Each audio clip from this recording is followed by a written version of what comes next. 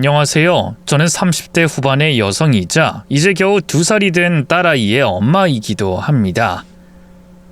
혹시나 곤란한 문제가 생길까봐 대부분의 이름을 가명으로 기입하는 점 이해해 주세요.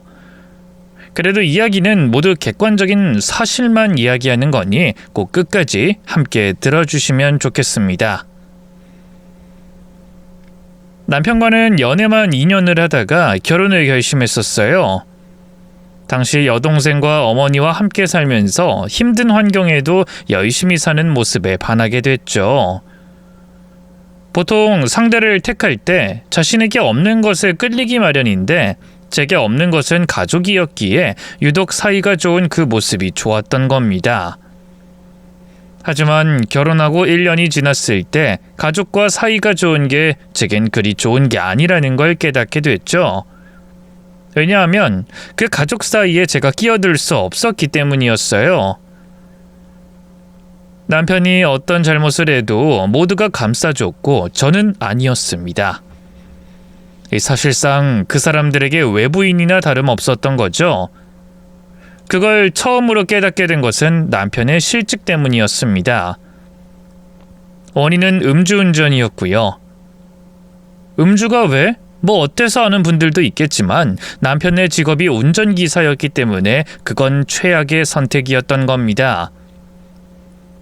소문이 워낙에 빨리 퍼지는 직업이기도 했기에 재취업은 쉽지 않았고 저는 몇 달 동안 견디다가 처음으로 남편에게 물었죠.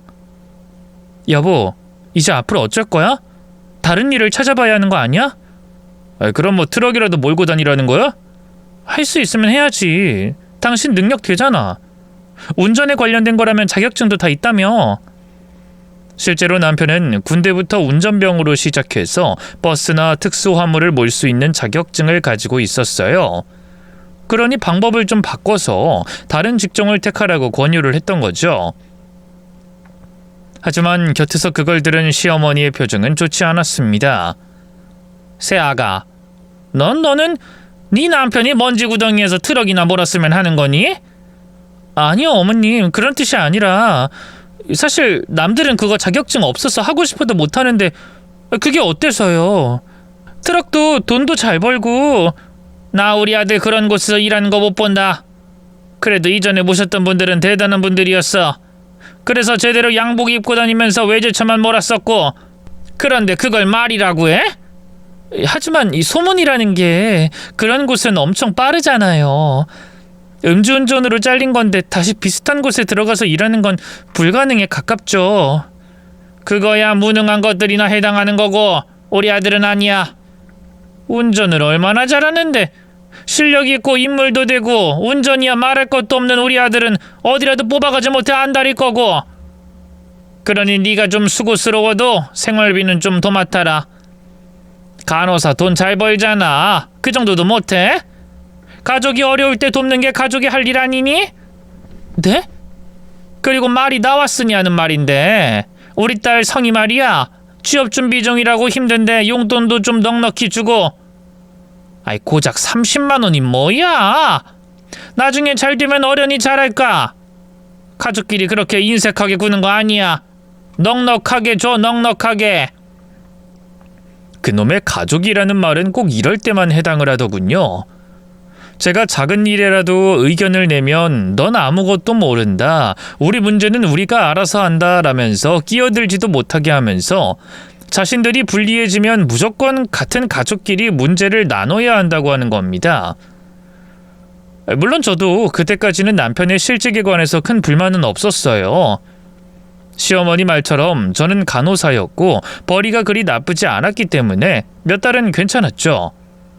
하지만 남편의 실직은 1년이 넘어가더군요. 더구나 남편은 대책을 마련하는 게 아니라 자신들만 잘 살 수 있는 방법을 제시했죠. 연정아, 우리 원래 이맘때 임신 계획 짰었잖아. 그야 그렇지. 간호사들은 임신도 함부로 하면 안 되니까. 병원마다 다르긴 하지만 우리 병원 같은 경우에는 서로 순번도 있고 잘못하면 큰일이지. 그래, 그럼 이참에 우리 아예 안 가지는 건 어때? 요즘 젊은 사람들 대부분 다 그렇게 살잖아. 아이 없이 서로만 보면서 사는 것도 나쁘지 않고. 어때? 당신도 일에 집중할 수 있고 아이 낳으면 몸도 망가지고. 솔직히 임신 안 하면 안 좋은 게 하나도 없잖아.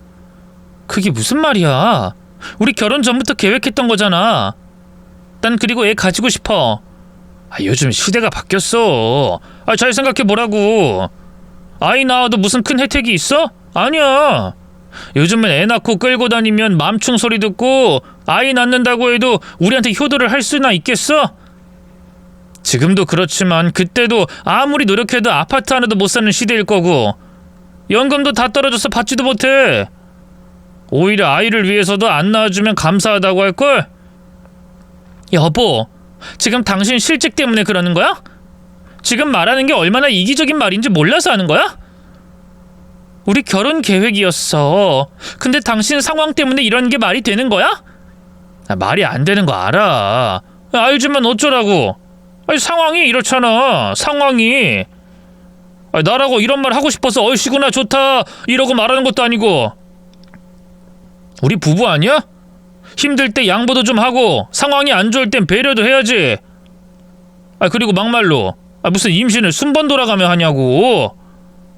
우리 병원에 사람이 없어서 그래. 한 명이 쉬면 다른 사람들이 다 그 일을 나눠서 해야 하는데 같은 시기에 두 명이 겹치면 어쩌겠어. 안 그래도 힘들어서 죽어나가는 일인데 그따위로 하니까 사람이 없는 거지. 순번? 개소리야. 그거 싹 다 신고해야 된다고. 지금에 와서 그런 말하는 것도 웃겨. 결혼 전에 내가 이 이야기 했을 때는 당신 뭐라 그랬어? 능률적이고 효율적인 것 같다고 하지 않았어? 왜 이제 와서 딴소리야? 남편은 제가 따지자 한숨을 푹 쉬었죠. 일이 안 구해지니까 그렇지. 나도 이러고 싶지 않아. 하지만 방법이 없잖아. 당장 우리 엄마도 허리 안 좋아서 디스크 수술 받아야 된다고 그러고 내 동생도 아직 취업 못했고 나도 나름 당신 눈치 보면서 하는 말이라고. 그래, 어머님은 몸이 안 좋으니까 그렇다고 치자. 하지만 당신은 다른 직업 선택 가능하면서도 피하고 있고 아가씨도 눈만 낮추면 취업 가능하지 않아? 그런데도 지금 해결책이라고 가져온 게 우리 애를 안 가지자는 거야? 진짜 해도 너무한다. 당신은 몰라. 당신은 당신 가족 아니니 그렇게 아무 말이나 하는 거겠지. 집안 형편이 안 좋아도 힘들게 벌어서 대학까지 보낸 자식들이 안 좋은 일, 아무 일이나 하면 우리 엄마 마음이 퍽이나 편하겠다.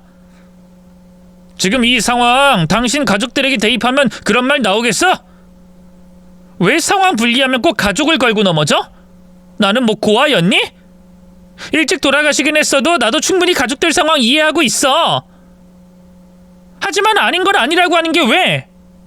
알았어, 알았다고. 그럼 이렇게 4년으로 하자고.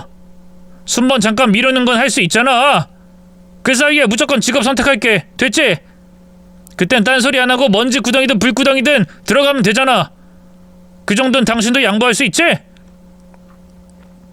태어난 아이가 좀 더 안정적으로 살아갈 수 있는 환경을 제공하는 것 역시 부모라고 생각했습니다. 저라도 태어났는데 아빠는 백수에 시누이 시어머니까지 엄마 혼자 생활비며 용돈까지 감당하고 있는 상황이라면 싫을 테니까요. 그래서 그건 동의를 했죠. 병원에다가도 이야기를 했고 그걸로 잘 마무리되었다고 생각했지만 문제는 제가 그 당시에 임신을 이미 했다는 거였습니다. 이 생리 주기가 워낙에 들쑥날쑥해서 그 이후에도 2달이나 그 사실을 모르고 있었던 거죠. 남편에게 상의를 했더니 하는 말은 정말 가관이었습니다. 무슨 여자가 그래? 뱃속에 애가 들어섰는데도 모르고 있었다는 게 말이나 되는 소리야? 당신도 알잖아. 내가 주기가 일정하지 않다는 거. 그래도 어쩌겠어. 이미 생긴 걸. 어쩌겠어? 뭐 지금 배째라는 소리야? 지금 상황에 애를 어떻게 낳아? 그리고 당신 일하는 곳에다가 이미 말을 다 해뒀다며. 그래서 당신 다음 순번 간호사가 아이 가졌다고 한 거 아니었어? 근데 지금 이 상황에 2명이나 쉰다고 하면 거기서 뭐라고 할 것 같아? 나도 그 부분은 걱정이 되긴 하는데 말을 잘 해보고 참 프로답지 못하다. 그래서 일하는 거 지장 줘서 당신까지 잘리면 그땐 어쩔 거야? 우리 식구, 나, 당신, 그리고 애까지 손가락만 빨고 살 거야? 아무리 생각해도 애 지우는 게 답이야. 진짜 이러다 우리 다 길바닥에 나앉을 거라고. 지우라는 말을 어쩜 그렇게 쉽게 해? 그리고 내 나이를 생각하면 그건 아니지. 나이를 생각하고 애를 그렇게 가지고 싶었으면 그 전에 결혼을 했어야 하는 거지. 남자들은 40대든 50대든 상관없지만 여자들은 어릴 때 애 가져야 한다는 거 몰라? 틀린 말 아니라는 건 알지만 당신 말 꼭 그렇게 해야 해? 지금 이 상황이 누구 때문인데? 당신이 음주운전만 안 했어도 지금까지 놀고만 있지 않았어도 해결될 일이었어. 원래 내 순번이었고 그냥 자연스럽게 아이 가진 걸 축복받고 있어야 했다고. 근데 뭐? 이미 술 마신 걸 어쩌라고. 이제 와서 말하면 뭐가 바뀌어? 솔직히 그때 남편을 때리고 싶다는 충동이 몇 번이나 들었습니다. 살면서 저는 사람을 패거나 다치게 하고 싶다는 생각을 한 적이 단 한 번도 없었는데 그날은 그랬죠. 심지어 시어머니와 시누이까지 와서 남편 편을 들고 있으니 맘 같아서는 이혼이라도 하고 싶었습니다. 만약에 그때 임신을 하지만 않았다면 10번도 넘게 이혼 소리를 했을 거라고 장담할 수 있죠. 결혼 전에는 작은 일이라도 뒤틀리면 이혼하면 그만이라는 생각을 했었어요. 하지만 막상 임신을 하니 일종의 보호 본능이 깨어나는 듯 했습니다. 형제 자매도 없이 부모님까지 일찍 돌아가신 상황에 저를 보호해 줄 수 있는 사람들은 시댁 식구들이 유일하다고 생각했죠. 물론 안전하기보다는 지푸라기 같은 사람들이었지만 말입니다. 그런데 문제는 그것이 전부가 아니었어요. 병원에 이야기를 못하고 끙끙 앓고 있는데 하필 입덧이 걸리게 되면서 모든 사람들이 알게 된 겁니다. 수 간호사님이 저를 불러서 이야기를 하더군요. 순번 바꾸겠다고 한 건 연정씨야. 그래서 이미 계획 다 짜서 로테이션 돌리고 있는데 지금 이 상황 내가 뭐라고 해석해야 해? 나 지금 엿먹이니? 저도 뭐라고 드릴 말씀이 없는데 저도 정말 몰랐어요. 몰랐다? 사람 죽이고도 그런 말 하지 그래? 한 명만 빠져도 발가락에 물집 잡히도록 뛰어다녀야 하는 곳이 여기야. 근데 몰랐다? 설마 지금 낳겠다는 거 아니지?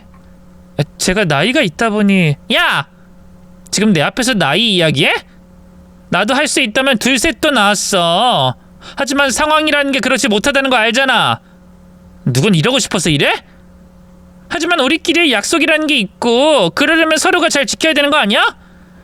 정말 죄송합니다. 연정씨는 모든 게 다 쉽네. 몰랐다. 어쩔 수 없다. 죄송하다. 이 세 마디로 끝내는 거야? 이러니까 요즘 회사에서 여자들을 안 뽑는 거야. 일을 좀 굴릴만 하면 임신했다고 휴가 보장해달라. 육아도 하게 해달라. 지랄을 떠니까. 야, 사회가 그렇게 만만해? 남의 지갑에서 월급 받아가는 게 그렇게 쉬운 줄 알아? 정말 면목 없습니다. 차라리 그만둬. 너 하나 그만두면 새로 인원이라도 뽑아줄 거 아니냐고. 너처럼 본능에 충실해서 아무 때나 임신하는 짐승 같은 것들 말고 미혼의 남자 보길 돌같이 하는 그런 여자로 내가 뽑을 테니까 다른 사람들 생각해서라도 사직서 딱 쓰고 조용히 물러나. 수 간호사님, 제가 지금 사정이 있고 또 그만두면 왜? 혜택은 다 받고 싶어? 우리들한테 피해란 피해는 다 주면서? 진짜 웃기네. 그래 그럼 어디 마음대로 해봐. 얼마나 더 견딜 수 있는지 나도 제대로 해볼 테니까. 그 후로 저는 정말 지옥을 보게 됐습니다. 그건 흔한 직장 내 괴롭힘 수준을 벗어난 괴롭힘이었어요. 업무를 혼자서 전담하게 한 것은 물론이고 수시로 아이를 지우라는 말까지 들어야 했죠. 아무리 간호사라도 환자의 생명을 다루는 일을 하는 사람인데 저는 그런 간호사들의 행동에 환멸까지 느끼게 되었네요. 그래서 버티고 참다 못해 저는 남편에게 퇴직을 하고 싶다는 말을 꺼냈습니다. 제가 어떤 일을 겪었는지 다 이야기를 했고 어느 정도 이해를 바랬죠. 하지만 남편의 입장은 이랬습니다. 그래서 그만두겠다는 거야? 그러게 내가 진작에 말했잖아. 그냥 애 지우라고. 여보!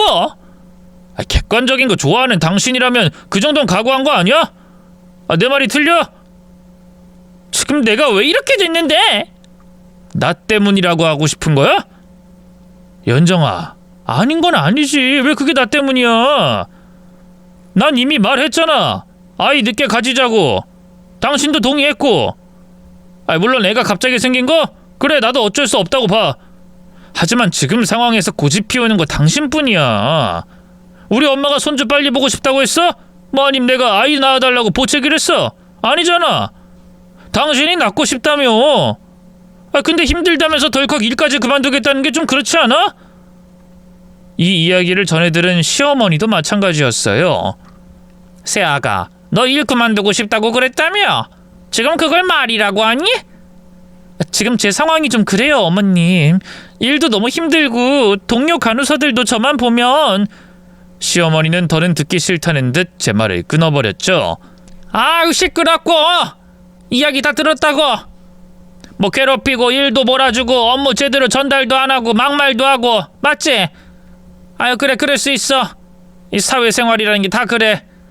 지금 내가 몸이 이래서 일을 못해서 그렇지 나도 다 겪었어. 이 어른이라는 게 그런 일들을 너희보다 앞서서 다 겪은 사람이니 어른 아니겠니? 아니야? 네. 그래, 그럼 내가 조언하마. 절대로 그만두면 안 돼. 하지만 어머님, 아니 반박은 안 받으마. 너 힘든 거 사정도 다 알지만 지금 넌 호르몬이 날뛰고 있어서 공과 사도 구분을 못하는 상태야. 다른 간호사들도 그렇게 할 수밖에 없었을 거고, 막상 네가 애 낳으면 뭐 어쩔 수 있겠어? 오히려 그럴수록 버텨야지 이기는 거야. 그만두면 걔들이 원하는 대로 하는 거고, 임신했다고 그렇게 못나게 구는 애들한테 치고 싶어? 이기고 지는 문제가 아니라 이러다 애라도 잘못되면 그것도 버텨야지. 나도 성운이 가지고 밭일하고 다녔다. 만삭을 해서 애 낳을 때까지 일을 했고, 그래서 내가 지금 허리가 이런 거 아니겠니? 그렇게 해도 딱 달라붙은 아이는 쉽게 안 떨어져 나가. 호들갑 떨면서 쉬겠다고 발악할 필요도 없고, 애가 떨어지면 약한 애가 들어섰다 하고 포기하면 되는 거지. 솔직히 요즘 사람들이 임신만 하면 쉬고 애 떨어질까봐 조심조심하며 애 낳는 거, 그게 문제야. 그렇게 애지중지 낳아봤자 골골거리면서 골병 든 애들이 나오는 거야. 알았어? 하지만이고 뭐고 내 말 들어.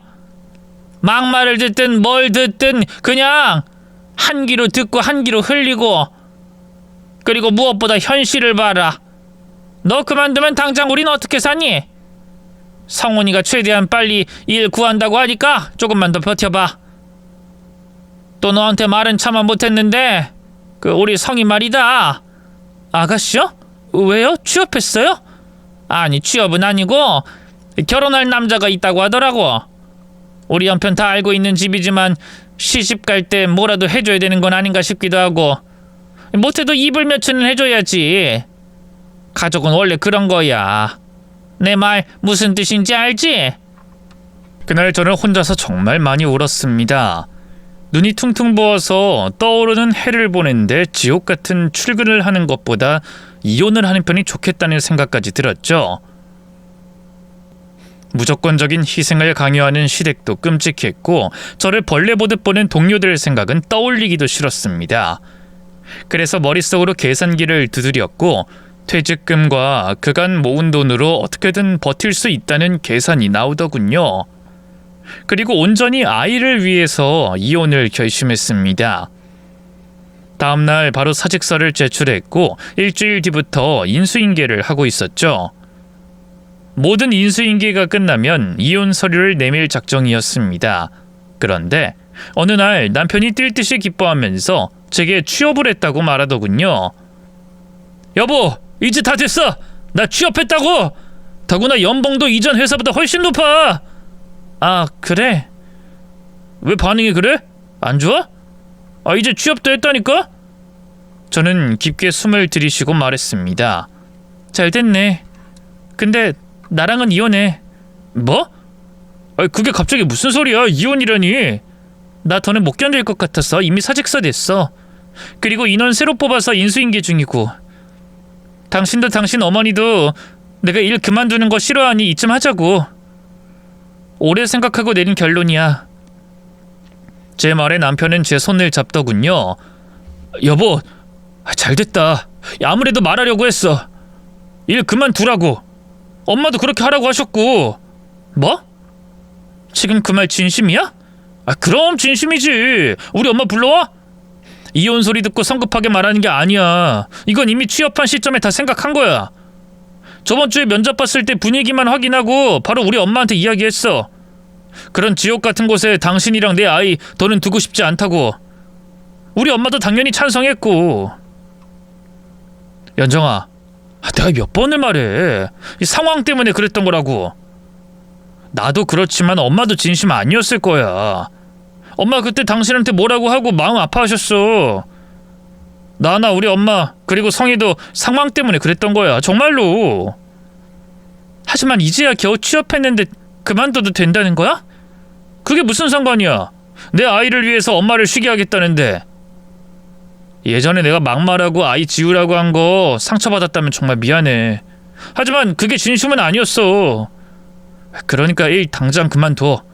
내가 당신이랑 우리 아이 무조건 책임질 거니까. 나 믿지? 저는 그 말에 눈물이 터졌습니다. 여보, 미안하다 연정아. 결혼해서 고생만 시켜서 미안해. 나 다신 술 입에도 안 댈 거고 이 일만은 진짜 잘할 거야. 사장님도 엄청 좋은 분이야. 그러니까 우리 잘 살아보자. 이혼 소리까지 나올 정도로 힘들게 해서 내가 정말 미안해. 하지만 나 그리고 우리 식구들 다 당신 걱정 누구보다 많이 해. 그러니까 내일부턴 푹 자고 아이 생각만 해. 내일부터는 무슨. 인수인계는 해야 되거든.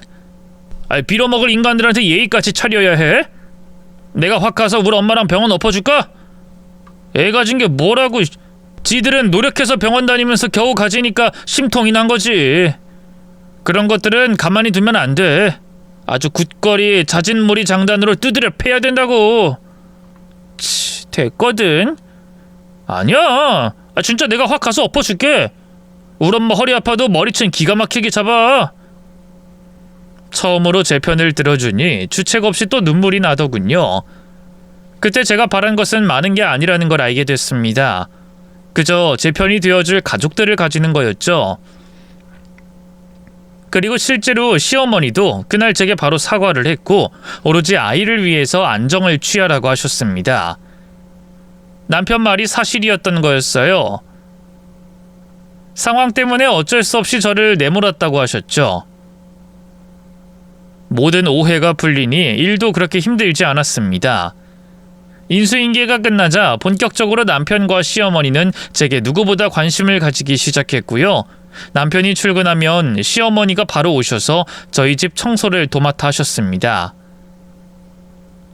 제가 도우려고 해도 시어머니는 사양했죠. 됐다. 그냥 넌 나 없다고 생각하고, 아니 일하는 아줌마다 생각하고 앉아있어.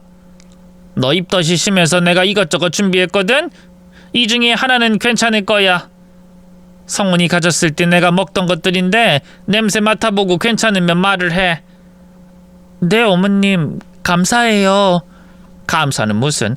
원래는 진즉에 이렇게 했을 거야.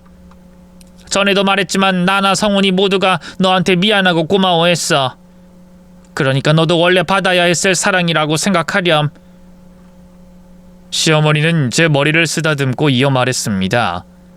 비록 우리가 많은 건 못해줘도 너 하나 못 지키겠니? 아휴 가여운 것. 불쌍한 것.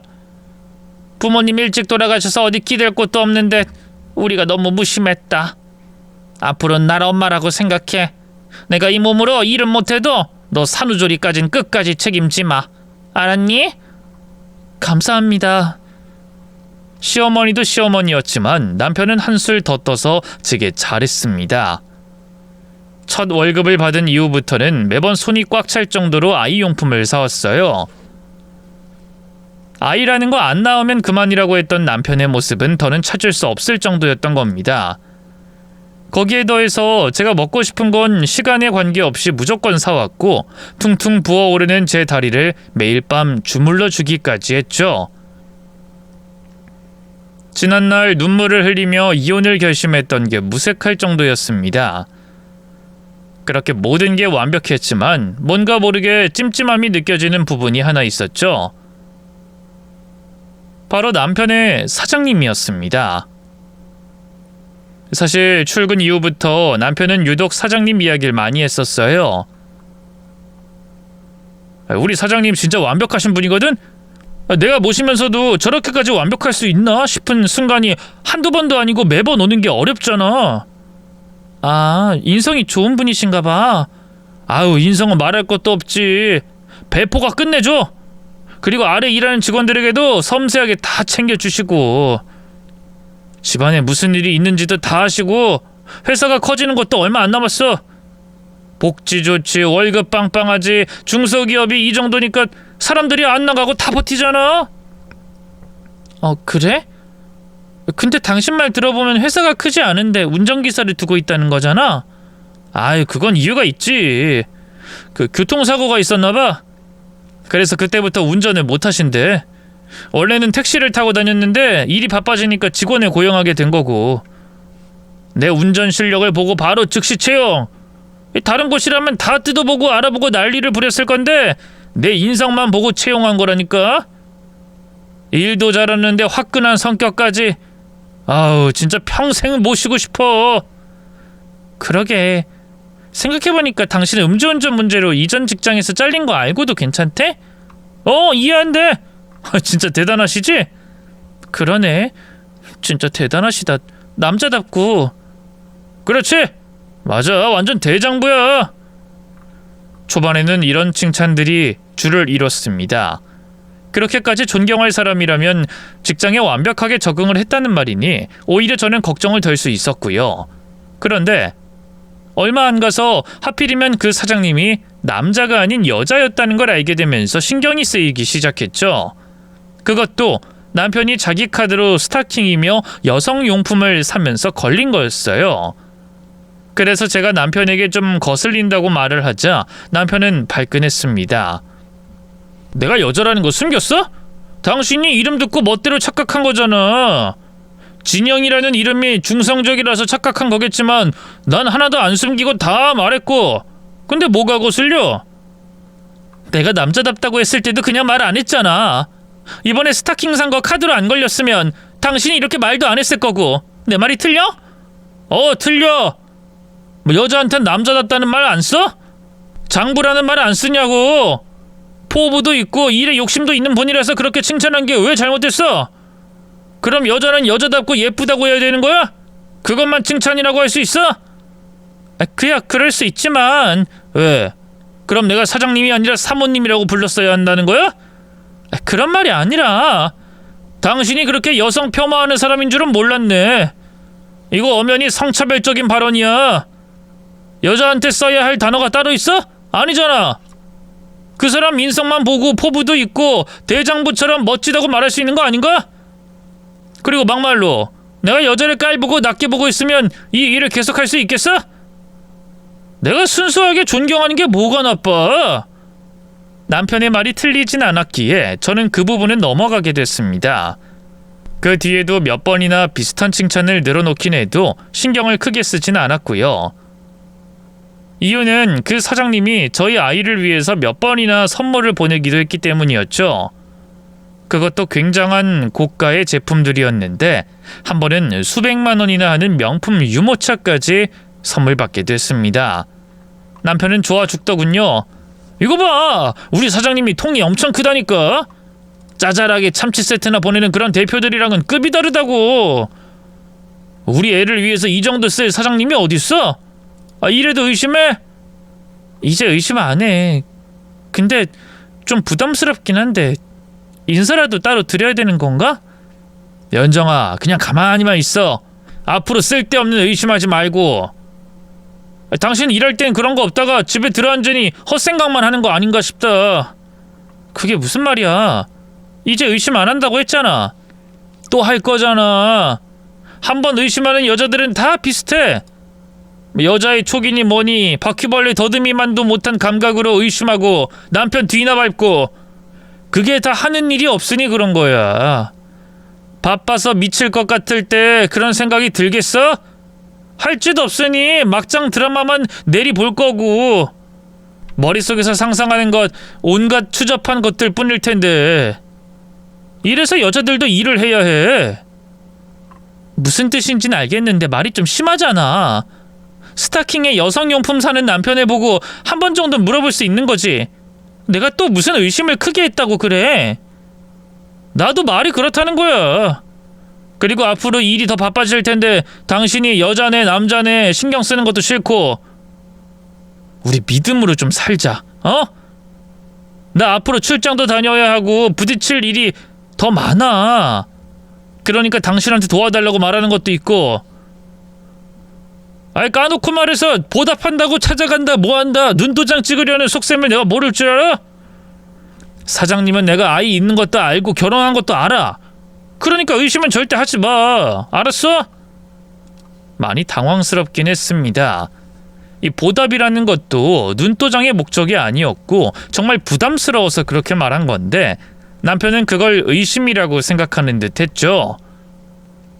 뭔가 진짜 찔리는 게 있나 싶은 생각은 오히려 그런 것 때문이었고요.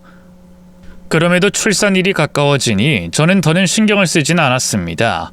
남편도 과하게 반응하는 것만 빼면 여전히 제게 잘했고 시어머니 역시 마찬가지였기 때문이었죠. 남편 말처럼 출장도 잦아지긴 했지만 그 자리를 대신해서 시어머니가 제 곁을 지켜줬습니다. 또 남편은 늘 시어머니에게 수시로 전화를 걸었고요. 그 사람이 뭐라고 해요? 뭐 다 연정이 너 걱정뿐이지. 이제 출산일이 얼마 안 남아서 불안해서 그래. 근데 왜 저한테 전화를 안 걸고 매번 그야 얘가 유난이라 그러지. 애한테 전자파 안 좋다고 아주 팔불출이 따로 없다. 그리고 이왕 말이 나왔으니 하는 말인데 아이 낳고 산후조리 끝나면 넌 좀 쉬어. 네? 어디로 가서 쉬어요? 그냥 여행이라도 가든지. 애는 내가 돌보면 된다. 하지만 어머님 허리도 안 좋으시잖아요. 그 정도는 감당할 수 있어.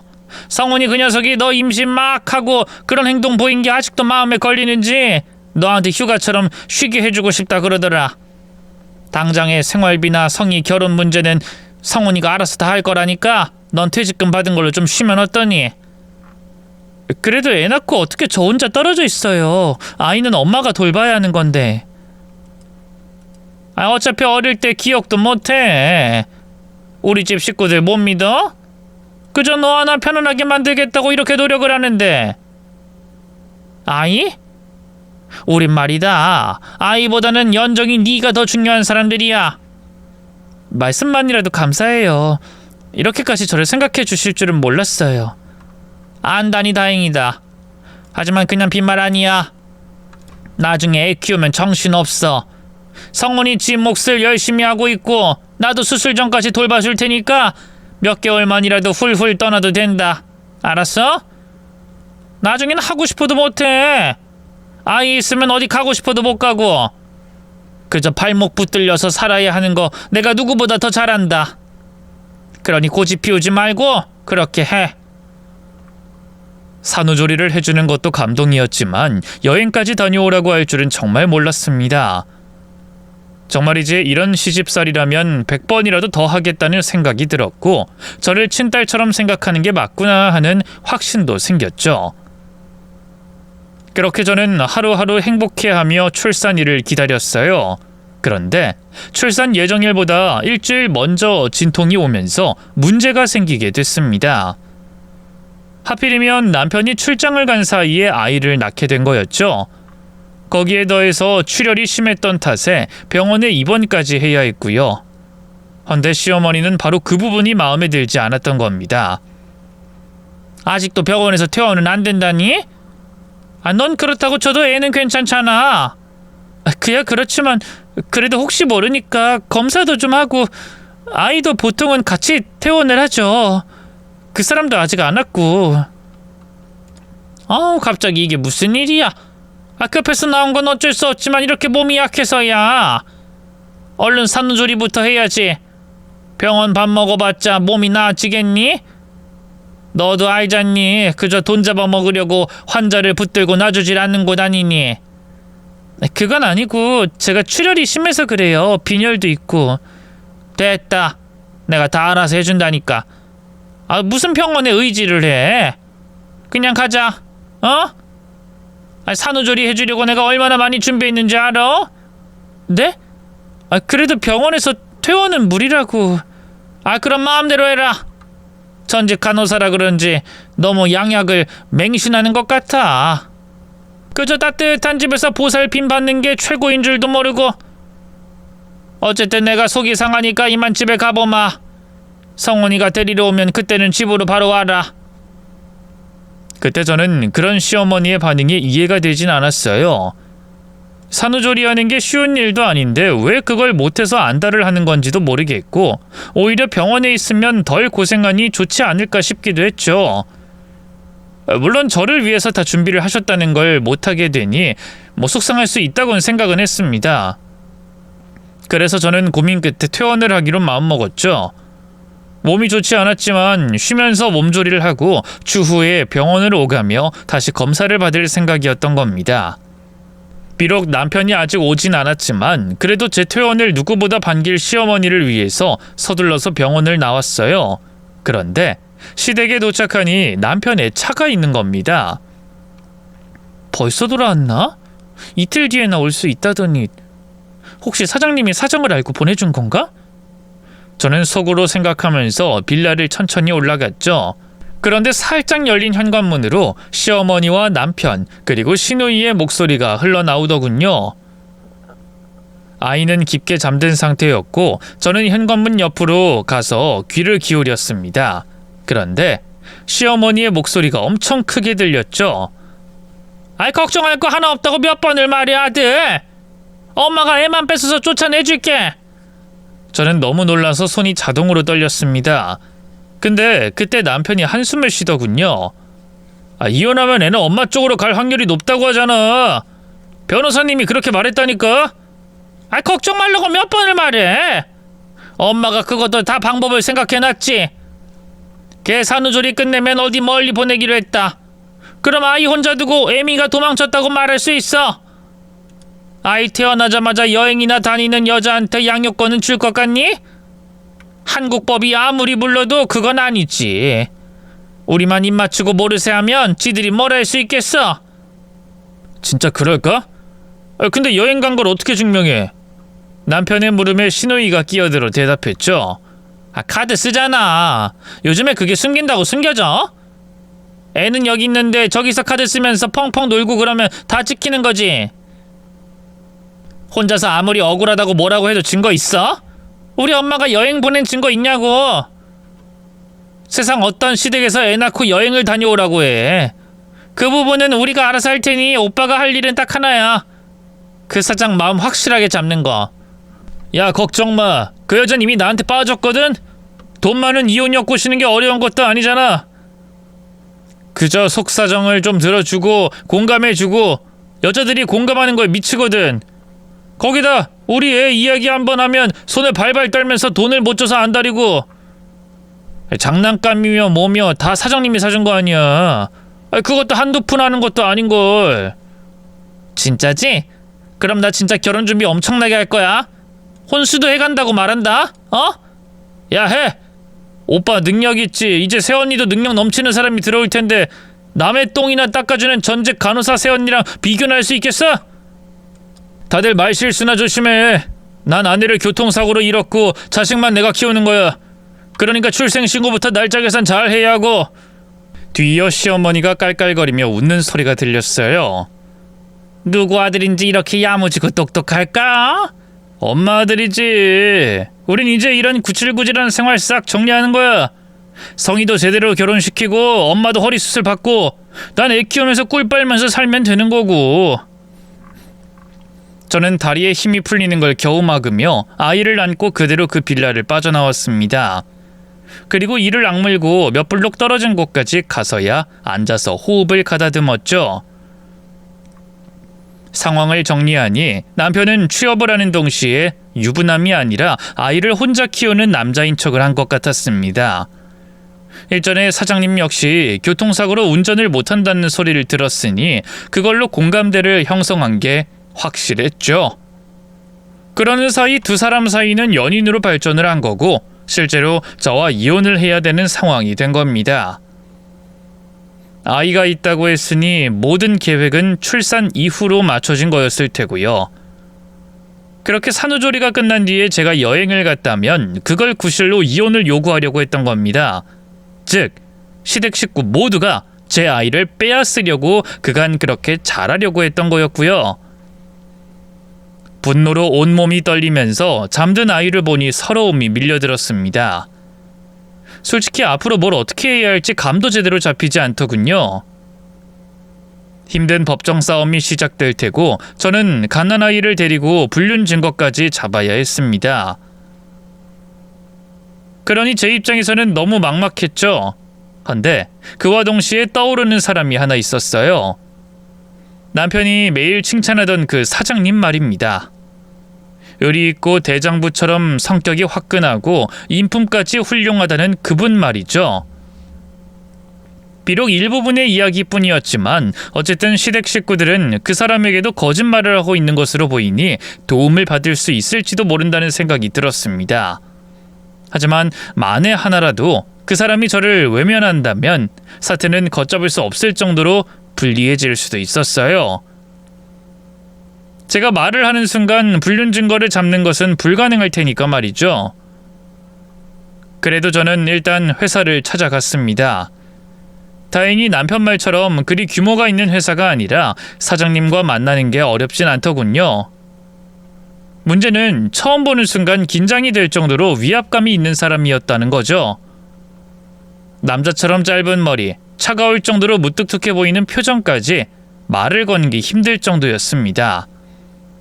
저를 찾아오셨다고요? 이현정 씨? 누구세요? 저는 처음 보는 사람인데.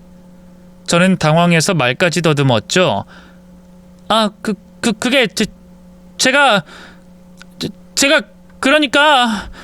그런데 그때 아이가 깨어서 울기 시작한 겁니다. 아이를 처음 품에 안아봐서 안 그래도 어색한 판에 달래는 것도 제대로 못해서 식은땀을 흘렸죠. 그런데 돌연 그 사장님이 아이를 달라고 하더니 아주 자연스럽게 아이를 달래는 겁니다. 그때 저는 긴장이 풀리더군요. 생각보다 좋은 사람일지도 모르겠다는 그런 생각이 머릿속에서 커졌죠. 보니까 태어난 지 얼마 되지 않았는데 아이까지 데리고 무슨 일로. 사장님, 사실 저는 운전기사로 일하는 백성원 씨 아내 되는 사람이에요. 네? 지금 누구 아내라고요? 제 운전기사 말씀하시는 건가요? 네, 그 사람 맞아요. 제 남편. 사장님은 약간 당황하시는 것 같더니 침착하게 아이를 안은 상태로 제게 더 말을 하라고 했고 저는 주저하지 않고 그간 있었던 일 모두를 말씀드렸습니다. 그렇게 어떤 변명도 대꾸도 하지 않고 끝까지 제 이야기를 듣던 사장님은 제가 이야기를 다 끝내자 아이를 제게 돌려주더니 천천히 일어나 고개를 숙이시더군요. 몰랐습니다.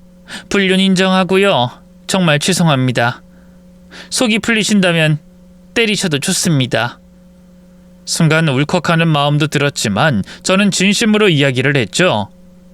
원망하려고 찾아온 게 아닙니다. 물론 초반에는 그런 마음이 있긴 했지만 사실 더 정확히 말하면 이런 끔찍한 일을 털어놓을 곳이 없었어요. 의지할 가족이 없거든요. 그 마음은 이해가 갑니다. 그래도 어떤 식으로 하고 싶은지 알아야만 제가 도와드리죠. 이유는 결심했어요. 다만 사장님도 모르시는 것 같아서. 이혼을 결심하셨다고요? 혹시 저 때문인가요? 아니요, 이야기했던 것처럼 그 사람들이 너무 소름이 끼쳐서요. 한나란 씨도 더는 같이 있고 싶지 않아서니까 죄책감은 느끼지 않으셔도 됩니다. 제가 운전을 못하시는 거 아시고 계신가요? 네, 교통사고가 있었다고요. 그것만 들었어요. 자세한 건 모르고요. 맞습니다. 제가 운전하는 차에 남편과 아이가 타고 있었죠. 물론 제 과실은 아니었지만 그 사고로 겨우 1살 된 아이를 잃었고 남편도 죽었거든요. 오로지 살아남은 건 저 혼자였죠. 그래서 저는 백성원 씨 이야기에 공감했습니다.